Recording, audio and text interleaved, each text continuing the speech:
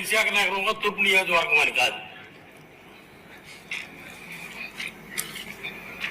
అంతేకాకుండా కొండవాళ్ళ ప్రాంతం అధ్యక్ష, తంగుడుబిల్లని, తునివలసని అనంతపురం పద్మనాభ మండలంలో ఇది అధ్యక్ష. కొండ చుట్టూతా లేవుట్ అధ్యక్ష. వర్షం పడితే పరిస్థితి ఏంటి? దయచేసి నేను అనేది ఏంటంటే, ఈ జగనన్న ఇళ్ల కాలనీ మీద మళ్ళీ మీరు ఈ ప్రభుత్వం రివ్యూ చేసి పేద ప్రజలకి న్యాయం చేయవలసిన అవసరం ఎంతైనా ఉంది అధ్యక్ష. ఇంకోటి ఏంటంటే, ఈ ఒక్కటి కూడా ఎక్కడ జంగిల్ క్లియరెన్స్ అవ్వలేదు, ఇప్పటి వరకు ఎక్కడ లేఅవుట్లు అవ్వలేదు. ఈ కేవలం ఆ చుట్టుపక్కల గ్రామాల్లో ఉన్న వైఎస్ఆర్ నాయకులు ఈ పేద ప్రజల్ని బెదిరించి ఆ స్థలాలు కూడా తక్కువ రేటు చేయడం, తృణమో పనమో చేతిలో పెట్టి లాక్కోవడం కూడా జరుగుతుంది అధ్యక్ష.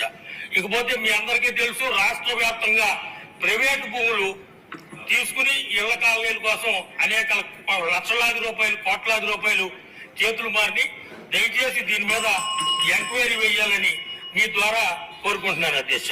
ఇకపోతే 1,14,805 మంది విశాఖపట్నం జిల్లాలో ఇళ్లు కేటాయిస్తే ఈ కాలనీలో కేవలం 31,274 మంది మాత్రమే ఇల్లు, 35,000 బలవంతంగా కట్టించారు అధ్యక్ష.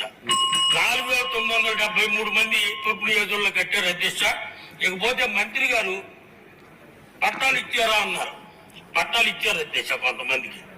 భారతదేశంలో నాకు తెలిసి స్టాంపు పేపర్ మీద పార్టీ జెండా రంగులేసి జగన్మోహన్ రెడ్డి గారి ఫోటోతో నవరత్నాలు వేస్తే ఆ ఇంటి పట్ట, ఆ డాక్యుమెంట్ చెల్లుద్దా అని మీ ద్వారా నేను మంత్రి గారిని అడుగుతున్నాను అధ్యక్ష. మరి నేనైతే ఇప్పుడు చూడలేదు అధ్యక్ష భారతదేశంలో. అసలు ఆ పట్టాయే చెల్లదు.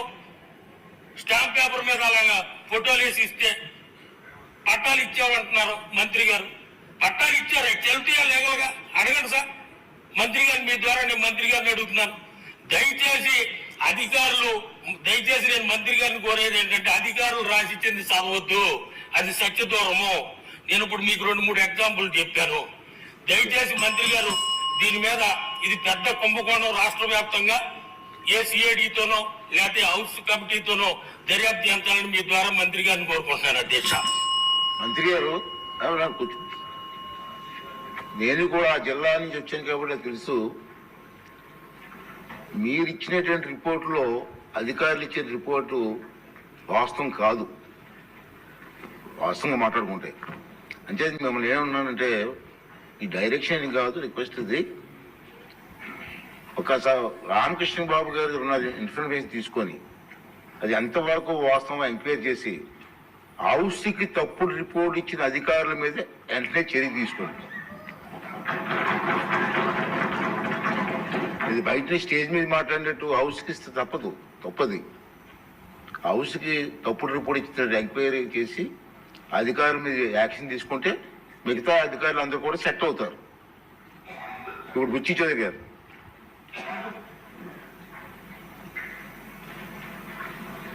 అధ్యక్ష,